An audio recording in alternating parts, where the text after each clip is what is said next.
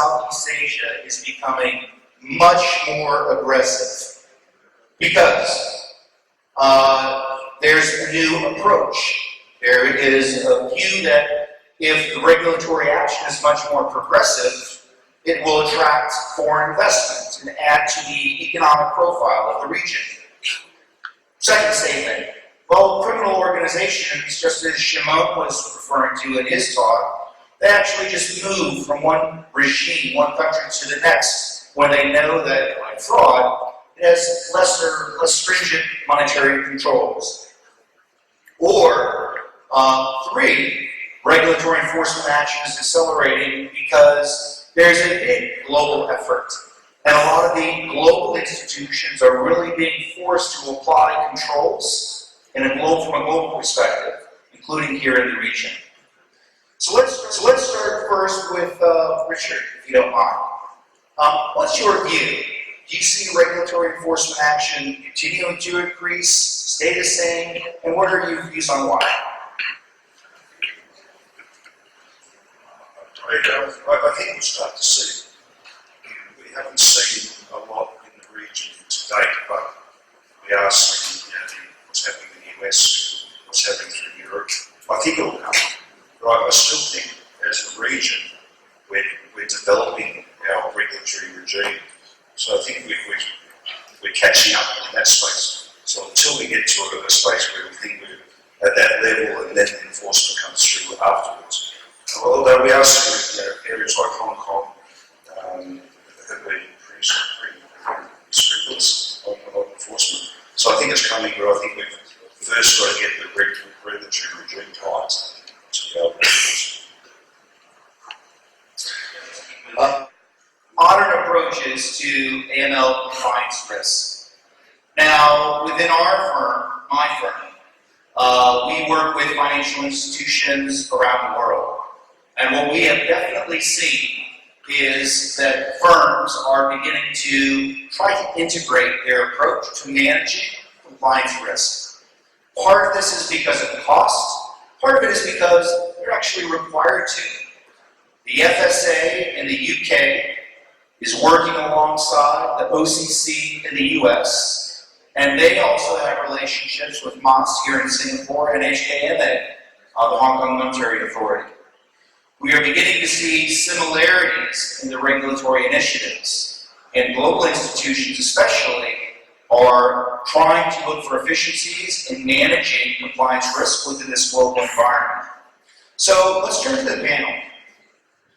Gary or Lynn, do either of you have a view for what you see? Is it, from looking from the outside in, do you see institutions working to find efficiencies by integrating programs, or are they really waiting for the regulators to drive in that direction?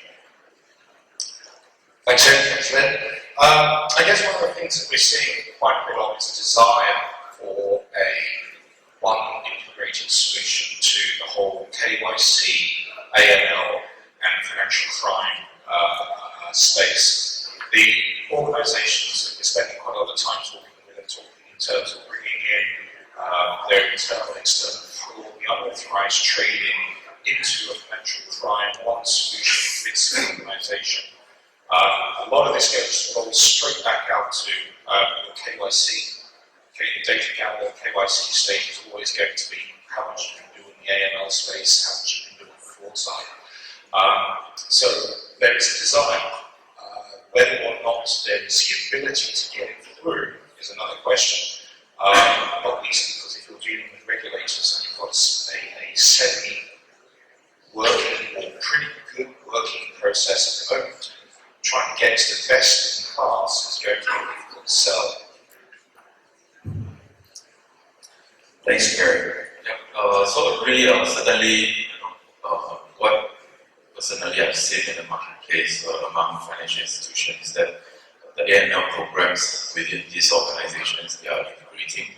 But more interestingly, in the last probably 1 year, we have increasing discussions with financial institutions where we're talking about even more comprehensive integrations, where financial institutions now are no longer talking about just AML in silos. They look at financial crime as a whole. So what I meant by financial crime is they look at, AML for one,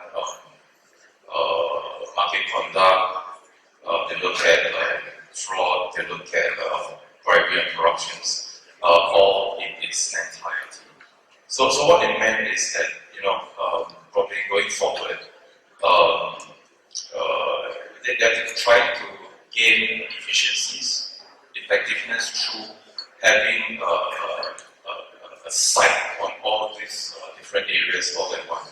And it can be quite powerful. For instance, information that is picked up in your AML applications, in most instances, it will be quite useful in probably fraud or corruption-related kind of areas, and then vice versa. And if you look at the solution perspective, it also makes sense. I mean, if you have one solution and it covers all the areas, costs will definitely drive costs down. It will drive productivity up and effectiveness.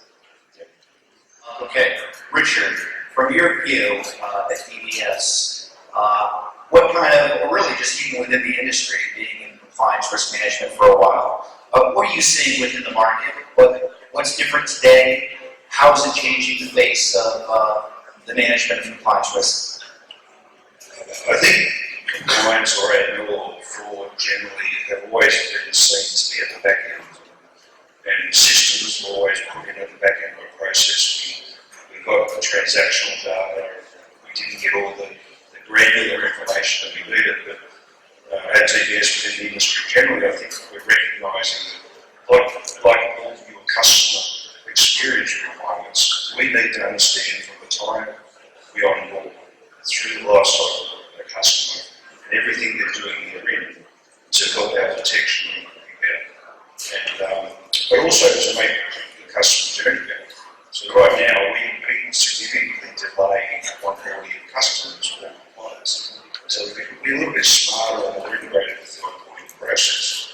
We can minimise those delays and improve the customer journey. The detection piece, this is where I think the analytics come in. And understanding everything they're doing day to day, what's normal, what's not normal. And like a marketing opportunity, like a customer journey opportunity, that's an opportunity to do it from a macro perspective. So what they want is exactly what we want to make it better and easier.